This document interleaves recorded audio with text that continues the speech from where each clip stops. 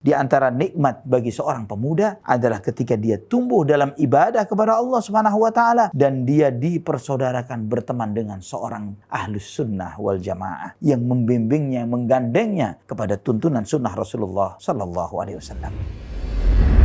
Nasihat salaf untuk para pemuda.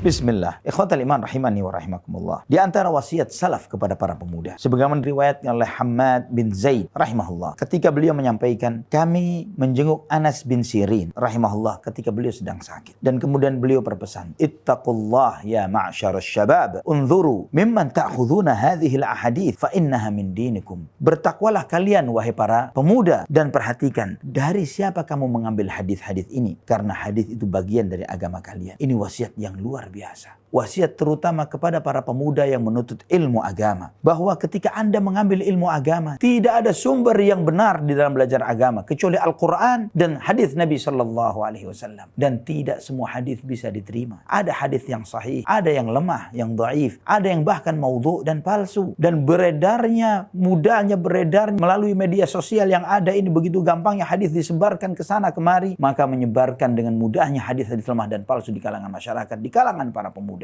Maka jika Anda termasuk para pemuda yang menuntut ilmu agama, pelajari. Dan ketika Anda belajar dengan bimbingan Quran dan Sunnah, maka Anda di dalam kebaikan. Di antara pesan Ibnu Syaudzab rahimahullah, beliau menyampaikan, inna min ni'matillahi 'ala syab idza tanassaka an yuwakhiya sahiba sunnatin yahmiluhu 'alaiha. Di antara nikmat bagi seorang pemuda adalah ketika dia tumbuh dalam ibadah kepada Allah Subhanahu wa taala dan dia dipersaudarakan berteman dengan seorang ahlus sunnah wal jamaah yang membimbingnya, menggandengnya kepada tuntunan sunnah Rasulullah sallallahu alaihi wasallam. Juga Amr bin Qais al-Mala'i rahimahullah, beliau menyebutkan, idza ra'aita syaba awwala ma yansha'u ma'a ahli sunnati wal jamaah farjuhu wa idza ra'aitahu ma'a ahli al-bid'ah fa'iyas minhu fa inna syaba ala awwali nusyu'ihi. Jika engkau melihat seorang pemuda awal tumbuhnya bersama ahlus sunnah wal jamaah, maka harapkanlah kebaikan untuk pemuda tersebut. Dan jika ternyata engkau melihat dia lebih senang nongkrong dengan ahlul bid'ah, maka sudah tidak ada harapan. Putus asa dari orang seperti itu, karena dia akan tumbuh sebagaimana di awal mudanya. Subhanallah. Amr bin Qais rahimahullah mengingatkan, li inna syaba la yansha fa in athara an yujalisa ahlal ilm kada an yaslam wa in mala ila ghairihim kada ya'tab. Sesungguhnya pemuda itu akan tumbuh. Tidak hanya muda terus, dia akan menua. Dan jika dia di masa mudanya lebih cenderung untuk duduk dengan orang-orang berilmu, maka dia akan selamat. Namun jika dia sibuk cenderung kepada yang lain, binasalah dia. Allahul musta'an,